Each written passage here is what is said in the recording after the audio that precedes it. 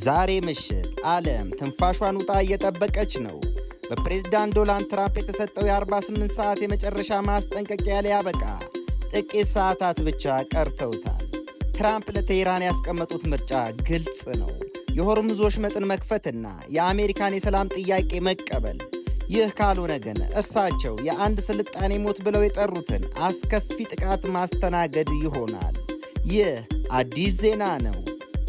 ዛሬ ማክሰኞ መጋቢት 29 ቀን 2018 ዓ.ም ውጥረቱ ከፍተኛ ደረጃ ላይ ደርሷል።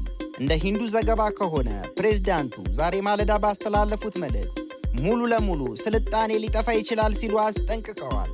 የእስራኤል ጀቶች በቴህራን የሚገኙ የገዢውን ቡድን ኢላማዎች እየመቱ ሲሆን የዓለም የነዳጅ ዋጋም በአንድ በርሜል $109 አልፏል። በሚቀጥሉ ጥቂት ሰዓታት ውስጥ በመካከለኛው ምስራቅ ምን ሊከሰት እንደሚችል በዝርዝር እንመለከታለን።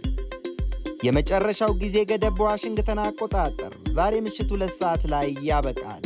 የዚህ ቀውስ ማዕከል የዓለም ነዳጅ መስመር የሆነው የሆርሙዝ ወሽመጥ ነው።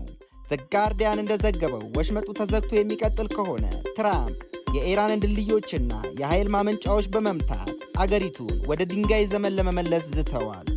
በመሬት ላይ ያለው ሁኔታ አሁንም አስከፊ ነው።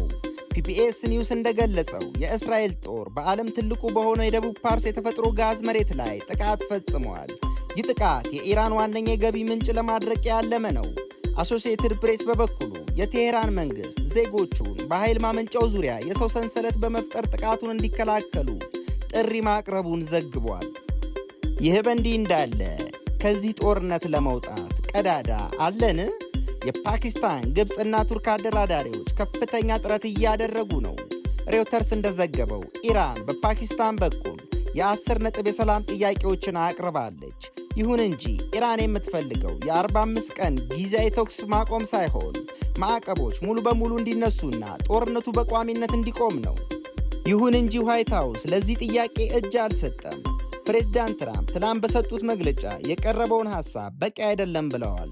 እንደ አሶሲኤትድ ፕሬስ ዘገባ ከሆነ አንዲት ሀገር በአንድ ቀን ምሽት ማጥፋት ይቻላል በማለት የዛሬውን የማክሰኞውን ቀነ ገደብ የማይታጠፍ መሆኑን በድጋሚ አረጋግጠዋል።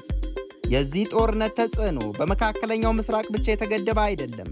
ሲኤንቢሲ እንደዘገበው የአሜሪካ የቤት መግዣ ወለድ ወደ 6.5% ከፍ ብሏል። ይህ ደግሞ በምርጫው ዋዜማ ላይ ላለው የአሜሪካ መንግሥት ትልቅ የፖለቲካ ራስ ምታት ሆኖበታል። በተቃራኒው የሰው ልጅ በጠፈር ምርምር አዲስ ታሪክ እየጻፈ ነው።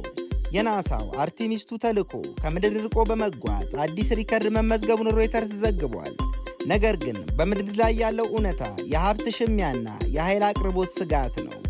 በተለይ የአፍሪካ ሀገራት በነዳጅ ዋጋ መናር ከፍተኛ ጉዳት እየደረሰባቸው መሆኑን አትላንቲክ ካውንስል አስታውቋል።